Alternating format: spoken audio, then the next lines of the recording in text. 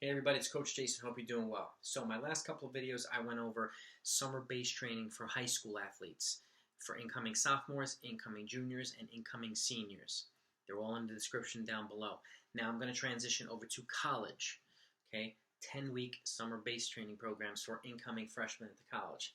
I'll also do incoming softs, incoming juniors, incoming seniors. I'll break it down by year, and you'll see the progression in volume. Now, many colleges will give athletes a training plan of some sort to follow. Some of them are really detailed, some of them are not. But this is also for athletes who don't have who aren't given kind of detailed programs and so on and so forth. They need a little bit more structure for themselves, and there's just a little bit more variety. And it's something that you could compare to what you're currently doing, or you might might want to turn this into your own. Okay, but it's just a template that you could utilize so you can put together your own summer training program should you need it. Okay, and it's important. The pieces are broken down for periodization purposes: 4-week block, 3-week block, and 3-week block. Okay, so that you're ready for the fall. Because keep in mind too, as you're going from high school to college, the girls or the females are going from running 4K to 5K now to 5K to 6K. So the distances are going to get slightly longer. So the volume is going to go a little bit higher. Okay, and for the men, same focus. You're going from 4K to 5K races now to 8 kilometers, and in some cases, Division 1, Division 2, 10 kilometers for cross country, for at least regionals and nationals. Division 3 nationals is 8 kilometers. So, with that said, it's going to go over a detailed training program that kind of lays out mileage, so that you can effectively build out your training should you need an option to look at. So, with that said, let's get to it. It's pretty straightforward. Week 1, Monday 6 miles, Tuesday 6 miles, Wednesday's an off day. Okay, Thursday 6 miles, Friday 6 miles, Saturday 6 miles, Sunday's an off day. And this is provided you've already taken a week or two off and then kind of easing your way back in. That's a 30-mile week. So I generally have somewhat of a mileage range for high school, for college freshmen, but again, you might come into a program that is a little bit more high mileage oriented. It might come into a program that's a little bit more low mileage oriented. It really depends. And then you'll come into a program that accommodates both for individualization purposes, which is a good thing, okay? Because some folks might respond well to high, some folks might not respond well to high. Same applies to low volume. So there is an individualized component to training program, the training volume. So, and it's important that it be at least considered.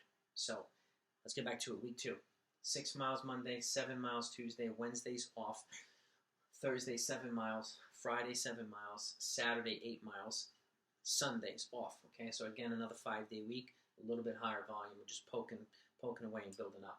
I generally like to reside around, I like to max out around 60 miles or so for college freshmen, because one of the adjustments you're going to be making is going from potentially being, in the top 2 or top 3 on your team, or not necessarily, but one of the adjustments you're going to be making is going to another program and running with a bunch of people who are either at your level or quite a bit faster. So your training paces just for runs all together are very likely going to get significantly faster. So if you were training at like 7 minutes to 7:30 per mile, you're probably going to be 6:30 to 6:45 per mile on a somewhat regular basis. And it takes time to adapt, which is why I don't like to go crazy volume. I like to give you time to adapt. Particularly in the summer, it allows you to kind of build up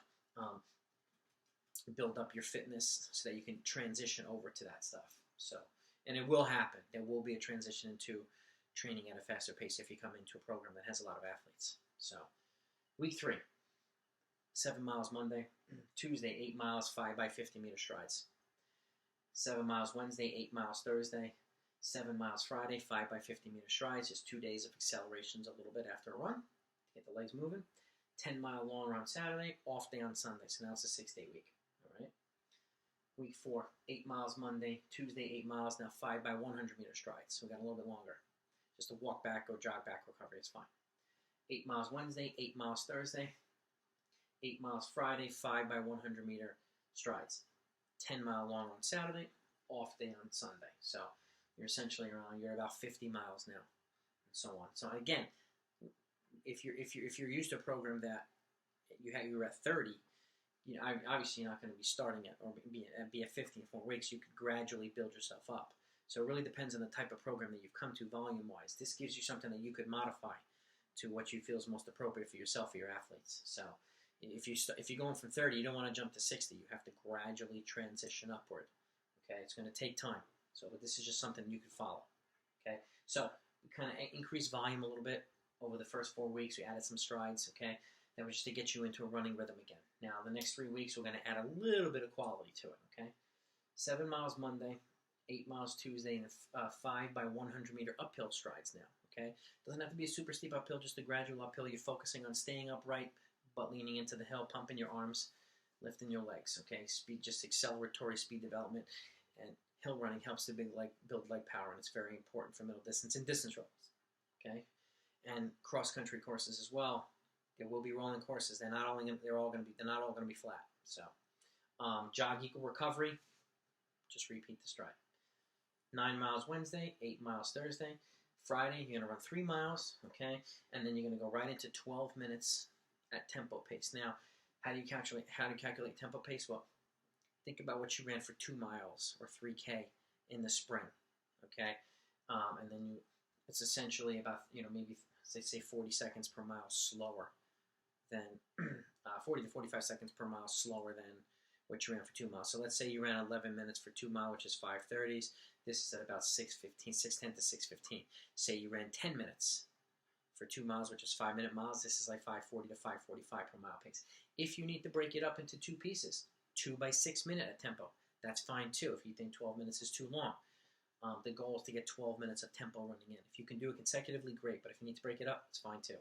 Okay, take a 3-minute recovery after the tempo, and then 6 by 100 meter strides on the flat, okay, with a jog equal recovery, and then you just go for another 3 miles.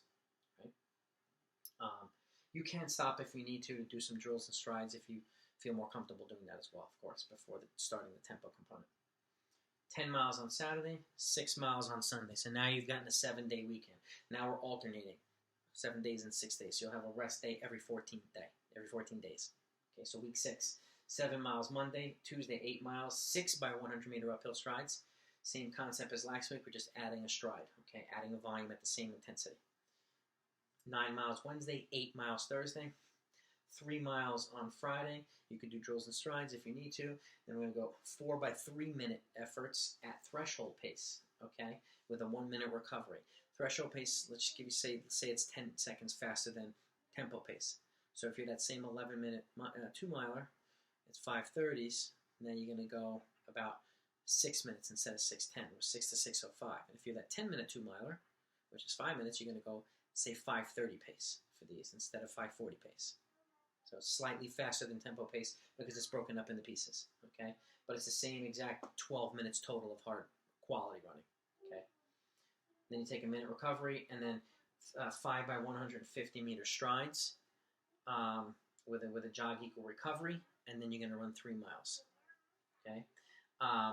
8 miles on Saturday, and then Sunday's an off day. Week 7, 7 miles on Monday. Tuesday, 8 miles, 5 by 150 meter uphill runs with a jog equal recovery. So we're just getting longer, adding volume and not volume and intensity. Keep the same intensity, okay? Jog equal recovery afterward. 9 miles on Wednesday, 8 miles on Thursday, 3 miles on Friday, and then you're going to do 15-minute tempo, adding 3 minutes to it. If you need to break it up into 2 by 7:30, break it up by 2 by 7:30. But the goal is to do 15 minutes consecutively if you can, at the same exact pace that you ran a 12-minute tempo.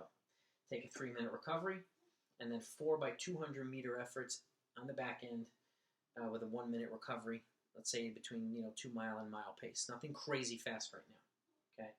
Whatever you ran for 2 miles, you break it up into 200 meter efforts, and then you progress towards whatever you ran for a mile, and then you run the 200 efforts at that pace, okay? And then 3 miles on the back end. 11-mile long run on Saturday, 6 miles on Sunday, okay? So 7-day week, and we're going to alternate with a 6-day week now. Week 8, 7 miles on Monday, Tuesday 8 miles, 7 by 100 meter uphill strides now. So we're adding a couple of reps. Okay, 7 by 100 meter uphill strides, same focus, jog equal recovery. Then 10 miles on Wednesday, 8 miles on Thursday.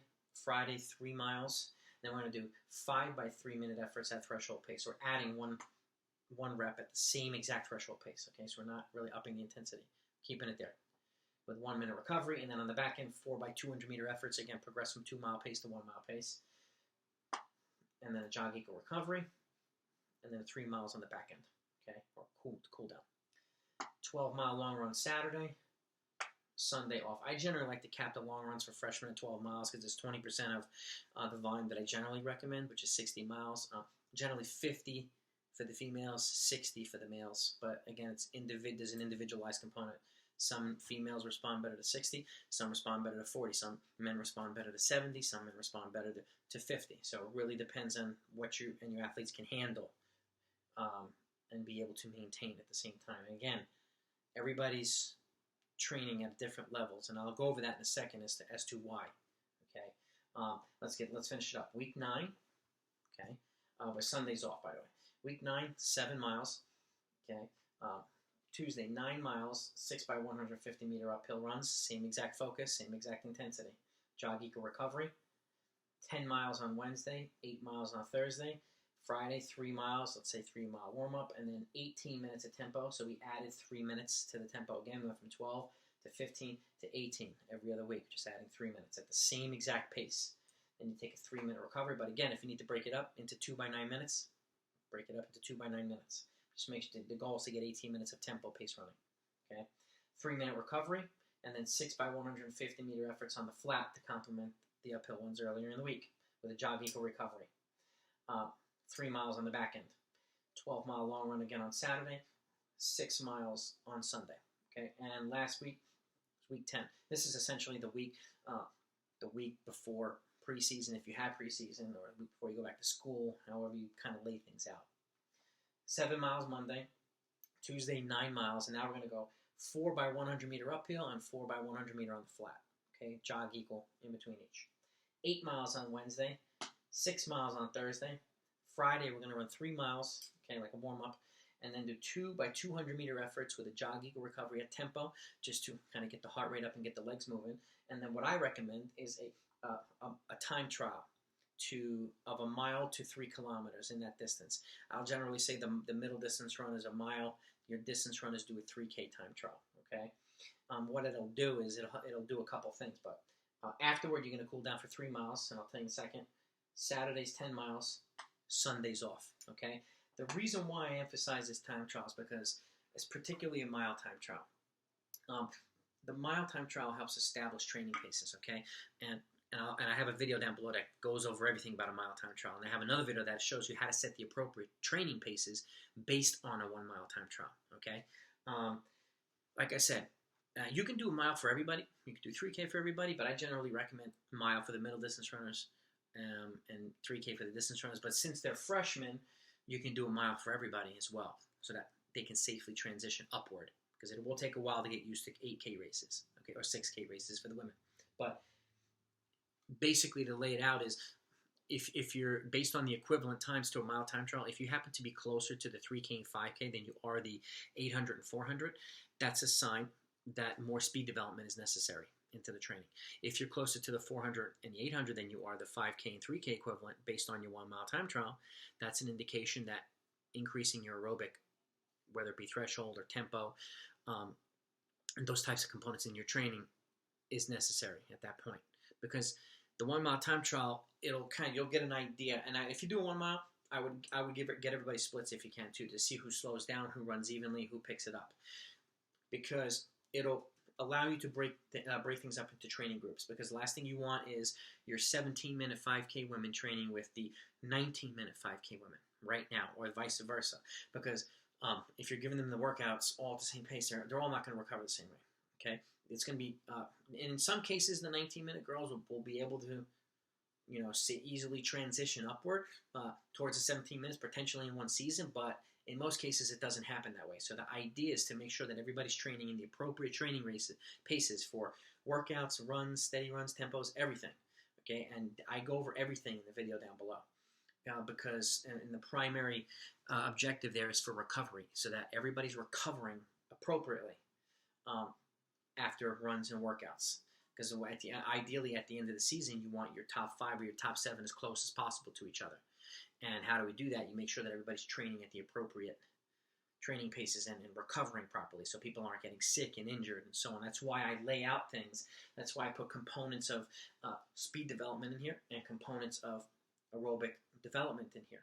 Okay, there's no hard 400s, there's no hard 800s, no mile repeats or anything like that. This is just gradual phasing into a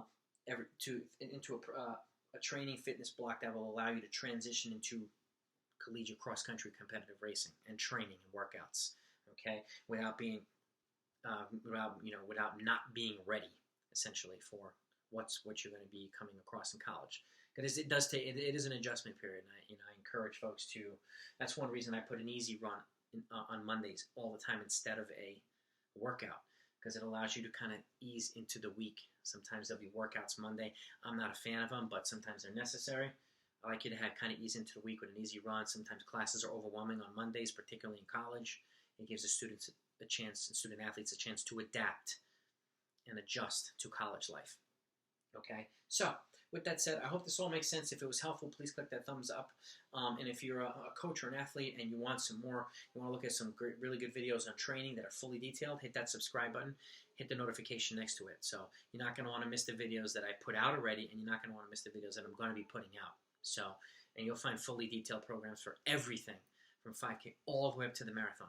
Cross-country, workouts galore, all different types of things. Training in bad weather, the type of workouts that are best in bad weather, injury prevention, stretching, everything. Okay. If there's something that's not on there, put it in the comments down below and let me know, and I'll be sure and I'll be happy to make a video for you. So, with that said, under these circumstances, just train safely, but still get out there, embrace the grind, because there are going to be 2 options when races pick up. You're either going to be ready to race, or you're not going to be ready to race. So it's completely up to you which one to be. So, but in the meantime, look out for each other, be safe, and I'll talk to you next time.